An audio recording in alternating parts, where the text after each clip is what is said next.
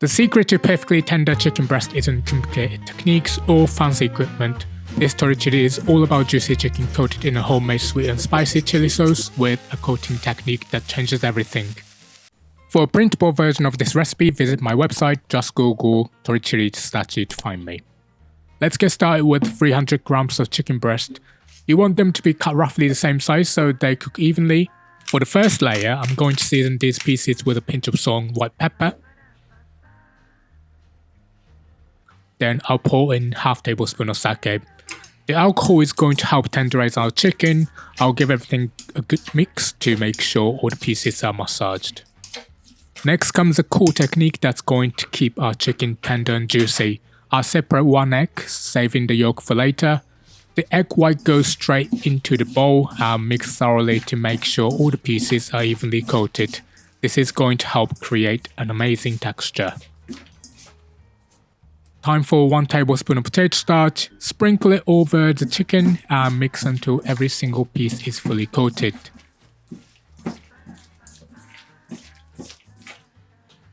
Then half tablespoon of drizzle of cooking oil. This whole coating process might seem like a lot of work, but let me tell you why it's worth it.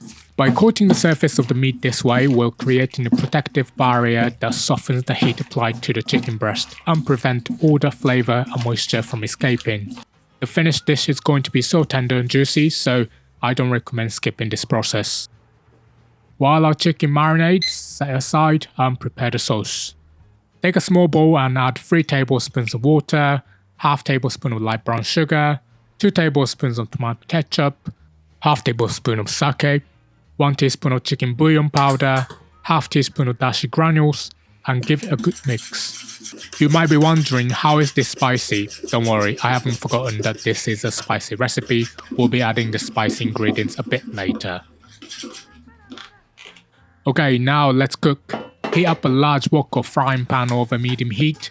Once it's nice and hot, I'll add some oil and carefully lay my chicken pieces in a single layer. We want them to get nicely golden brown on both sides.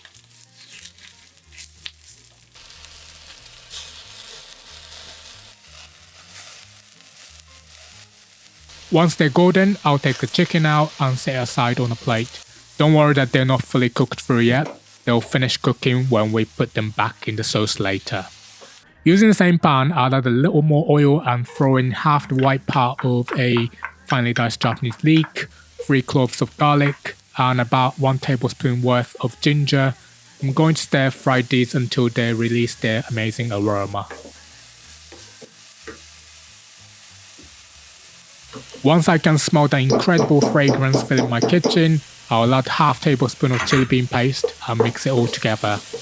I'll fry this for about 1 minute to really wake up those flavors. Next, I'll pour in my prepared sauce. I'll cook this for 1 to 2 minutes while stirring.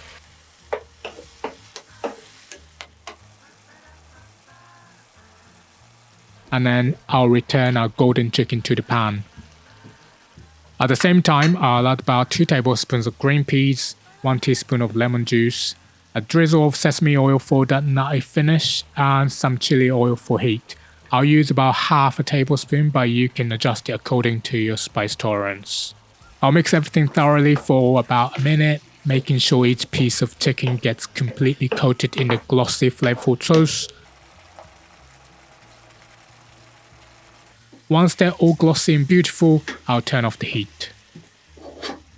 For the finishing touch, I'll use a separate frying pan to make some scrambled eggs using a whole egg and that egg yolk I saved earlier.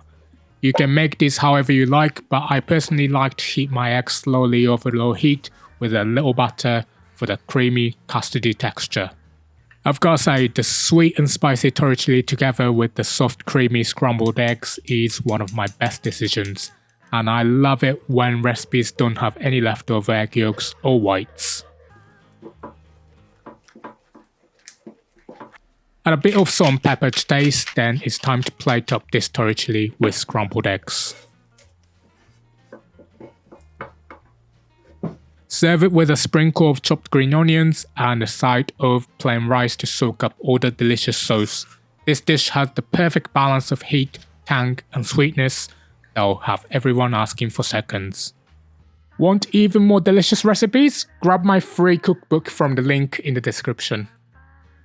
Okay, let's go over the ingredients one more time. And if you're ready to cook, grab the written instructions by clicking the full recipe box with a picture that's about to pop up on your screen.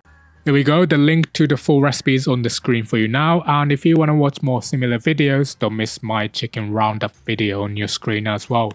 Thanks so much for watching, and I hope to see you in the next one. Bye.